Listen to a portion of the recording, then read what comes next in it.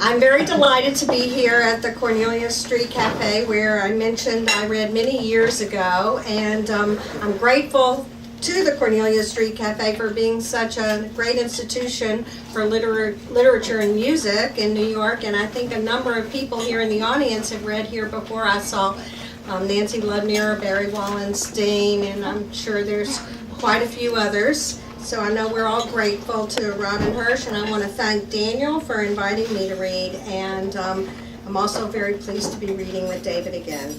And I decided I'm going to read from four of my poetry collections. The first one is this very out-of-print collector's item book, of which I still have a few copies in the back. And the first poem I'm going to read is dedicated to a poet who's a good friend of Daniel's, David, and mine, who has read here before too, and is a Dos Madres author, Paul Pines. And I think I can claim the friendship longer than anyone else because this poem dates from the 1970s, and it's a fantasy. It's called Getting Away. Sometimes it seems things can't get much worse.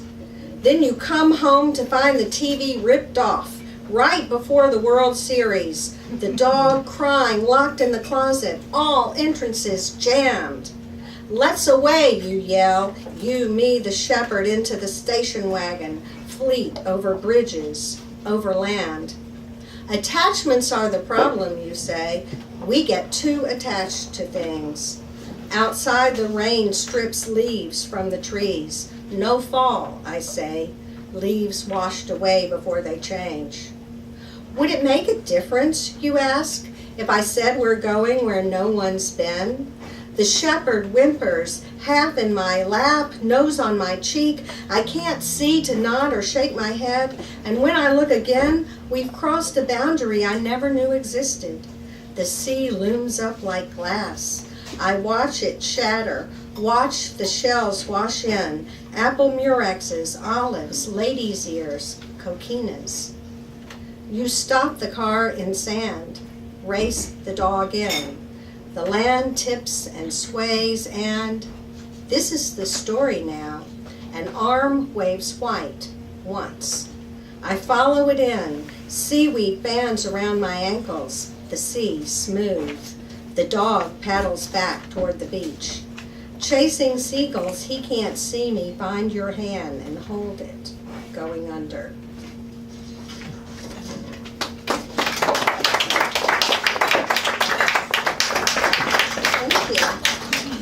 Next, I'm going to read a childhood poem. For those of a certain age, you will know that in the poem I refer to a sign that says CD. That stands for Civil Defense. Dog Tag Fall. The chain caught in silky nape hair. Its metal oblong showed under the 3 dresses my mother made me that year from the same pattern, checked, striped, and flower print, varied with rickrack and braid. Chalk dust blurred the classroom air as we practiced falling forward stiff as the teacher's rod on our flattened palms, head down. At the last minute, my knees always buckled. CD monogrammed in neat circles on public walls. I clutched my ugly necklace like a rosary. And this, I thought, still on its chain on me, when I am not. In my mind, I saw the nurses all in white walk soundlessly down underground corridors of cool concrete, feeling the limp wrists, writing our name on long furled sheets. Even then, I knew shelter meant grave. And those cans of tuna, cracker tins, fat jars of peanut butter, those plastic refillable water gallons and paper packets of milk, soup, coffee, cocoa, all, like the clay pots in Egyptian tombs, held food for death. In 1962, summer lingered. Red dust on the roads, a cloud swirled up behind the station wagon my mother sped us home in. Still, she couldn't make the time limit, couldn't save us. Preternaturally, the green kept in the leaves wrenched to the branches above me. Outside the moonlit window, those nights I lay motionless as the weather and woke with the tag's bruise on my chest.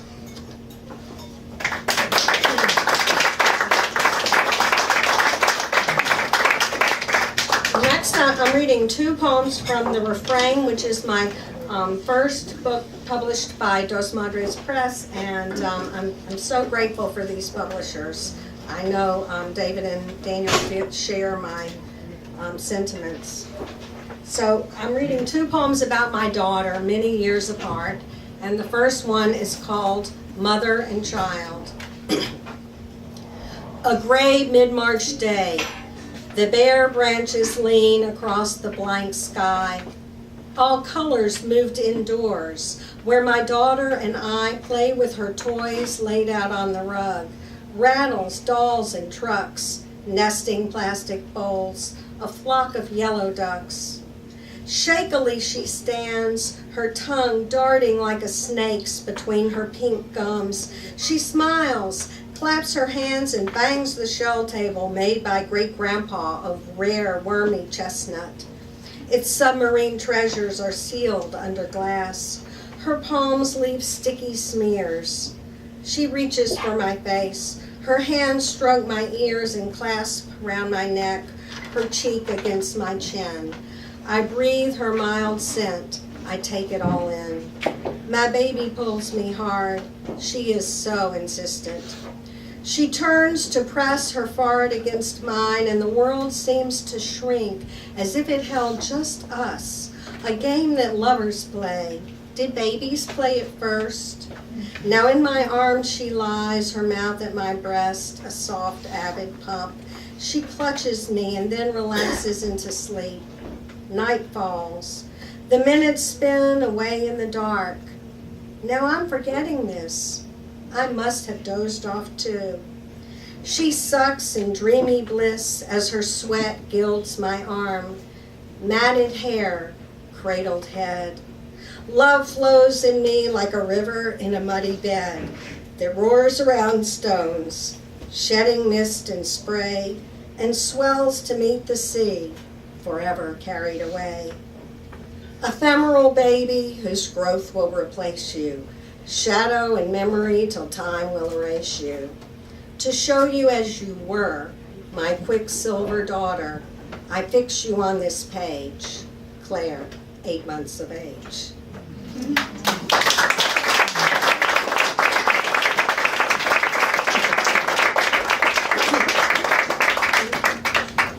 And next up, I'm going to read from a multi-part poem. It's called Bear in Mind, but I'm only going to read the last section, which is called June 8th, 2004, and it's the date of the transit of Venus.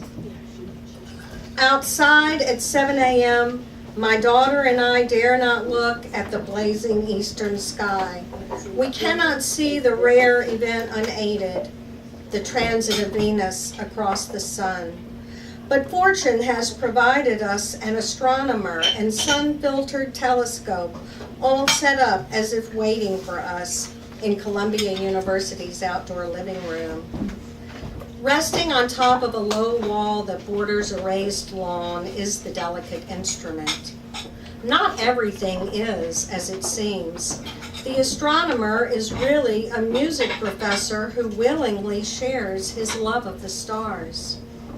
We gaze into the telescope in awe at the mirrored image, the small black dot of Venus crossing over the southern hemisphere of the shielded orange sun. Our hearts beat to celestial time.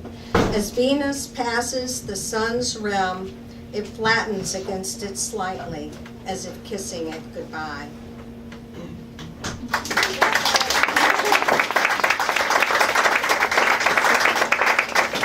Thank you so much. Next, I'm going to read from my most recent Dos Madres collection, Meteor Shower, and I'm reading this poem for David because I know he likes it. It's called The E.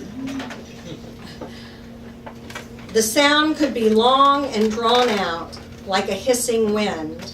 Eee! or short and staccato like eruptions from the gut. I don't know how it started among us 4 siblings, but I know how it grew. It sounded like so many things: fear, enthusiasm, excitement, but what it really meant was danger. We thought it kept us safe, but in the end, it prevented us from saying what we wanted to tell each other.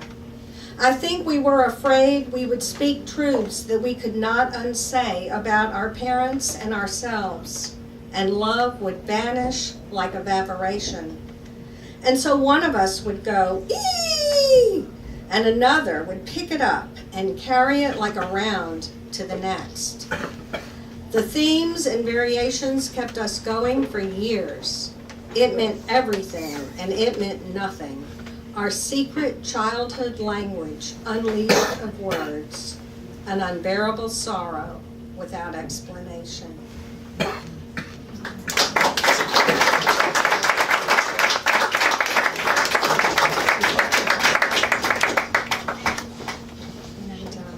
Next, I'm reading a new poem, and it was inspired by a visit to the wonderful Isamu Noguchi Museum in Long Island City, Queens, which is really a wonderful place if you've never been there.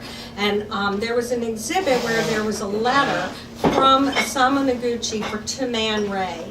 And it was when he was in an internment camp during the Second World War.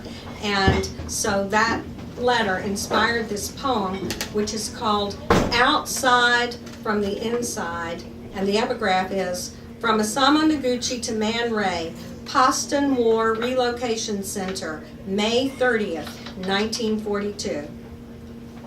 Here, in the internment camp in the Arizona desert, our preoccupations have shrunk to a minimum. The intense dry heat, afternoon dust storms, and the difficulty of feeding ourselves on 35 cents a day. Outside from the inside, it seems history has taken flight and passes forever.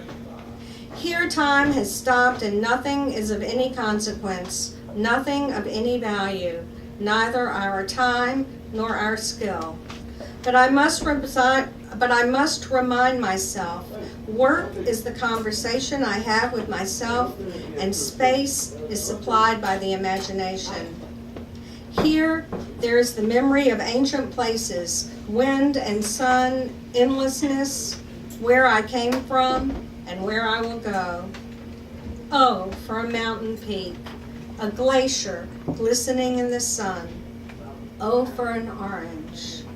Oh, for the sea."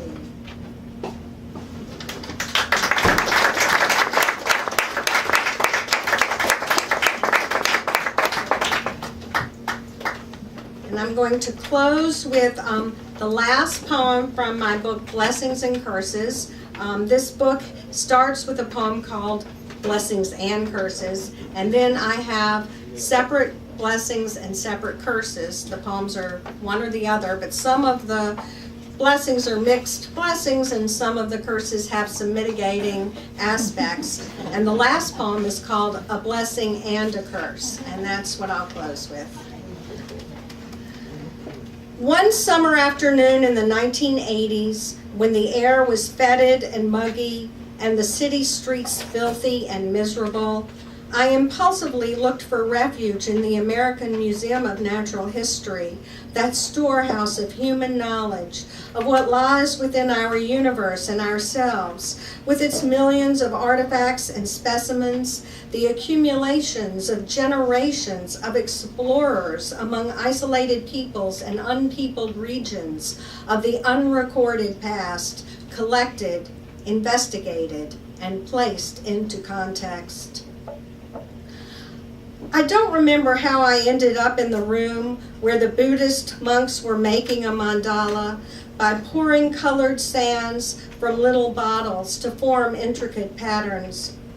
They worked their designs on a tray on a table in the middle of the room while viewers watched and cameras recorded their moves. 3 men with shaved heads and saffron robes. One was older and 2 were young. As soon as I entered, I felt their peace and wanted to stay.